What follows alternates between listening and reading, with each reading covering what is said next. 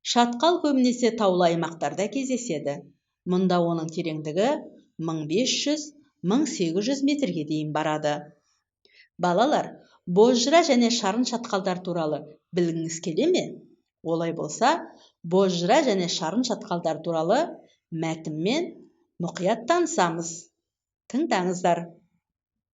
Ұшы қиыры жоқ аспанмен таласқан таулар адамзат баласын өзіне тәнті етпей қоймайды. Шетелдіктерді тамсандырған еліміздің үздік 10 өлкесінің ішінде бозжыра мен шарын шатқалдары бар. Маңғыстау өлкесіндегі Бекет ата мешітіне барар жолда кездесетін ерекше мекен бозжыра шатқалы.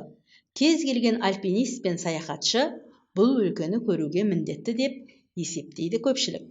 Себебі өлкенің көз тартарлық сұлулығы мен қайталанбас пейзажы мың құбылады. Бірнеше миллион жылдар бойы тау түзілімдерінің бұзылуынан пайда болған төрткүлдер күн шұғыласымен ерекше көрінеді. Мамандардың айтуынша, жер бедерін қалыптастырудың 3 түрі болады: химиялық, органикалық, биологиялық.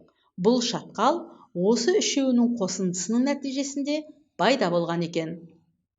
Алматы облысының Райымбек ауданында орналасқан шарын шатқалы да Қазақстанның көрікті жерлерінің бірі. Шарын шатқалы табиғатының әсемдігі мен көз тартар ерекше сұлулығымен белгілі. Шарын шатқалында биіктігі 150-300 метрге дейін жететін Қамалдар аңғары, Жалмауыз кемпір шатқалы және тағда басқа құмды жарлар бар. Жергілікті халық шатқалды қорғанды Қамалдар аңғары деп атайды. Ғалымдардың зерттеуінше шатқалға 12 миллион жыл болған. Шарын шатқалының табиғаты жануарлар мен өсімдіктерге бай.